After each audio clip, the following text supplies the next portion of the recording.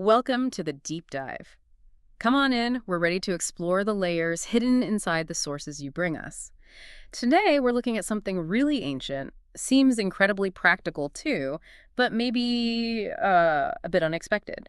It's a specific Buddhist teaching all about protection. That's right. And we're drawing this directly from a particular discourse originally given in Thai, but it's based on, foundational Pali verses. The source itself is attributed to a very highly respected teacher, Luang Pu Wat Pak Nam. Okay, so our mission for this deep dive, really unpack the core ideas in this text.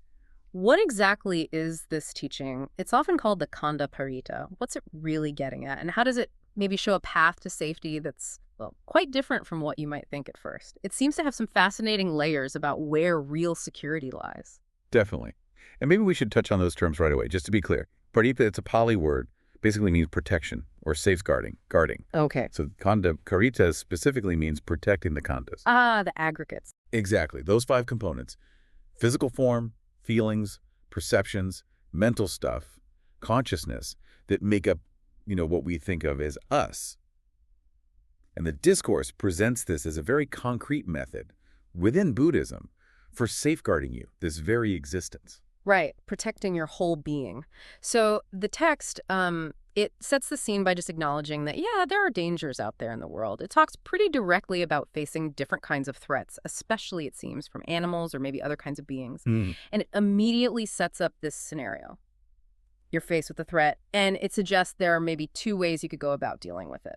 Okay, so let's dig into that initial framing. Yeah, the discourse explains that, look, when you're faced with something dangerous, one way, if you have the strength, the capability, well, you might confront it. You might even fight it. It sort of acknowledges that reality of self-preservation. Makes sense. But, and this is the crucial pivot, the text quickly moves to the other scenario, which, let's be honest, is probably more common for most of us facing something really overwhelming. When you can't fight back effectively. Exactly. When you're not capable of opposing it, or it's just, unwise. In that situation, the advice is totally different. Instead of force, it suggests humility, softness, and really importantly, cultivating mettā, friendliness. That's it. Okay. And that's precisely where these specific verses, the Khandha Paritta, come into the picture. I thought the analogy the text uses here was really striking, about knowing when to be soft as cotton, but also when you need to be hard as diamond or steel. Yeah. It applies this idea not just to how you handle external threats, but kind of to your own character, how you navigate the world. It's about wisdom, isn't it? Knowing when yielding is actually strength. Absolutely. It implies that just charging headfirst into everything isn't always the best strategy, or even a wise one. Right. And the core of these specific Khandha Paritta verses, as they're presented here, really focuses intensely on cultivating that mettā, that active goodwill. The text describes wishing friendship towards, well, specific and powerful classes of beings, especially these beings known as Nāgas. Nāgas, right? It even names 4 main Naga families: Yeah. Virupaka, Irapatha, Chabiputa, and Katagotamaka. So it gets quite specific. And what's really interesting is that this protection practice starts not by building walls, but by actively extending friendliness towards these powerful entities. Yeah, it's kind of counterintuitive at first glance. And the text gives a pretty compelling reason why you might want to befriend Nāgas. It describes them as incredibly powerful, huge might. And it mentions they can travel through the air, and maybe the most unsettling part, they can shapeshift into humans. Right. The discourse says they can look like anyone, a monk, a layperson, and you wouldn't easily know. Wow. Okay, so if you're dealing with something that powerful, that mobile, and potentially undetectable, suddenly wishing friendship if you can't fight it starts to sound, well, pretty practical. It makes a certain kind of sense, doesn't it? Like, okay, I can't beat you, I might not even recognize you. Perhaps we can be on good terms. And then, moving beyond just the Nagas, the verses, as the text explains them, systematically spread this mettā, this wishing of friendliness, outwards to other big categories of beings. And they're grouped, interestingly, by how many feet they have. By their feet. Okay. Yeah. So first, you have the apadakehi, that's roughly apaiachtakehi, those without feet. Think snakes, worms, crawly things. Got it. No feet. Then, the vipadakehi, dupipadakehi, 2 feet. This includes us, humans. Okay. And the text makes a really pointed comment here. It explicitly says that out of all the 2-footed beings, humans can actually be the most dangerous. Ouch. But probably true. It even mentions humans fighting wars, right? It does, yeah. highlighting our capacity for harm. Then you have Khantaparitta, Chatupe Jehi, 4 feet. The disc lists examples like tigers, lions, bears, porcupines, clearly identifying them as, dangerous creatures. The obvious threats. Right. And finally, Bahupidehi Bahup, Pedehi, many feet. Here the text mentions things like scorpions, centipedes, spiders, and something called sarapu.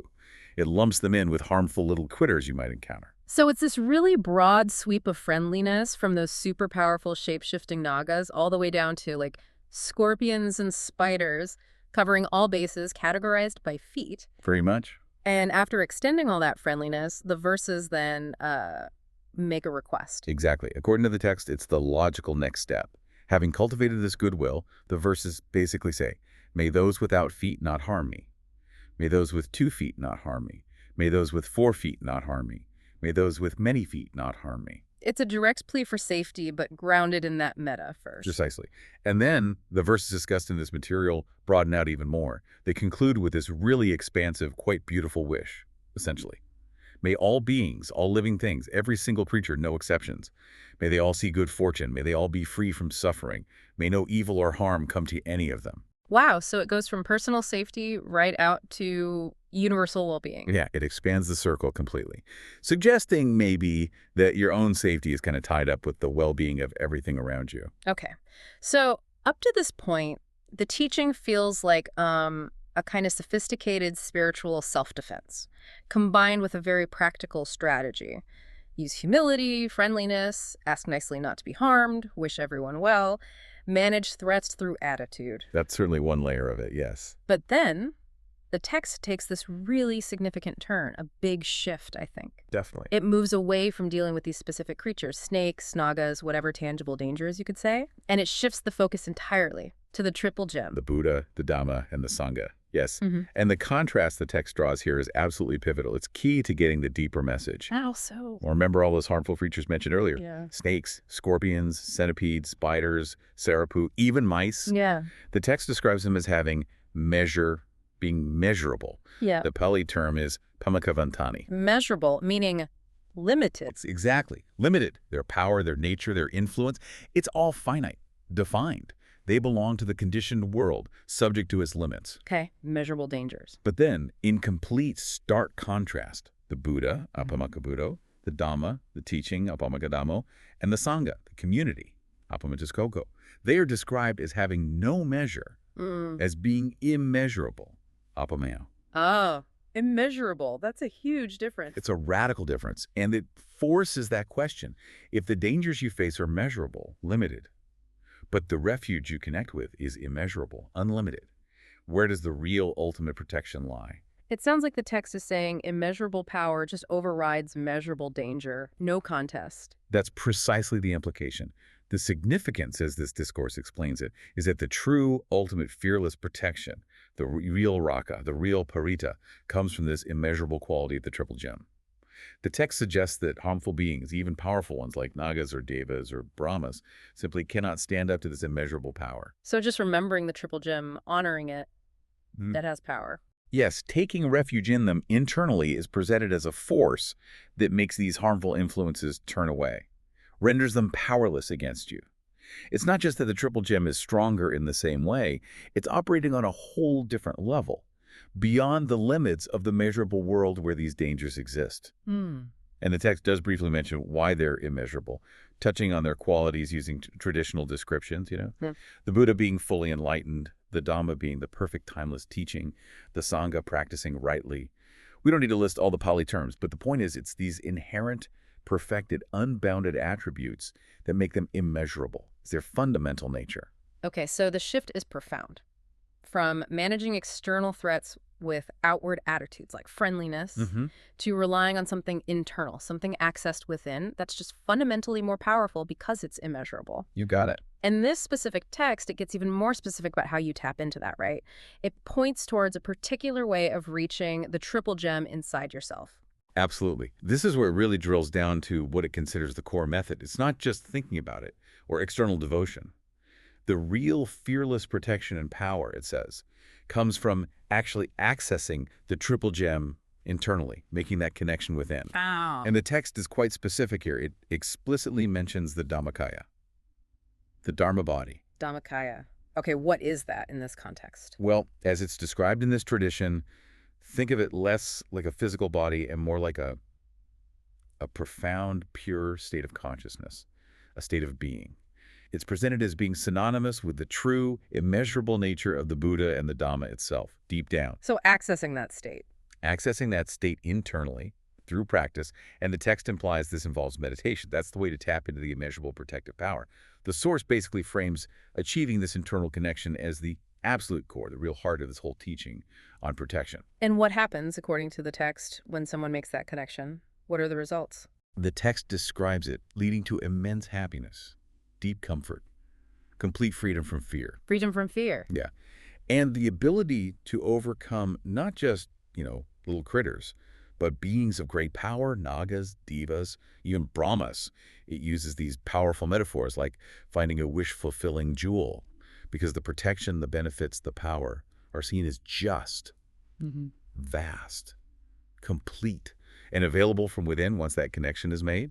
It's not dependent on external circumstances anymore. And the discourse links this specific teaching to a living practice, doesn't it, at a particular place? It does, yes. It grounds it. The teacher, Longpu Wat Pak Nam, actually states that his own temple, Wat Pak Nam in Thailand, has been actively teaching this specific method, accessing the triple gem internally, aiming for the Dhammakaya through meditation for many, many years. So it's presented as a practiced living tradition. Exactly. And he asserts, according to the source, that the practitioners there, monks and lay people alike, who do achieve this internal experience, they gain significant power and genuine fearlessness, just as the teaching describes. So if we pull the core message right out of this discourse, yes, wishing friendship and being skillful externally is one approach, especially when you feel vulnerable. That's valid. But the ultimate, the most profound, the truly fearless protection, according to this teaching, it comes from cultivating that deep internal connection with the immeasurable power of the Buddha, Dhamma, and Sangha through this specific internal method.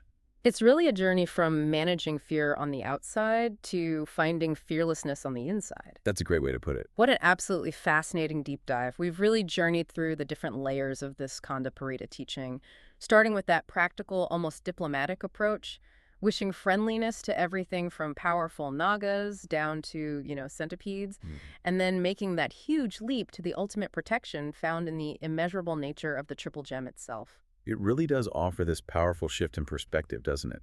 The text suggests true security isn't just about getting good at dodging or appeasing threats out there. Right. It's fundamentally about cultivating an inner refuge, a core strength, a connection that sort of transcends those external issues because it operates on a different level entirely. Absolutely.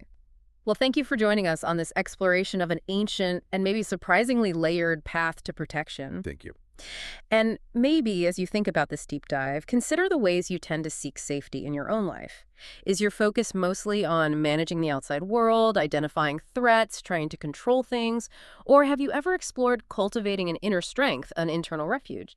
What might it mean for you personally to connect with something truly immeasurable as your source of security? Something to think about.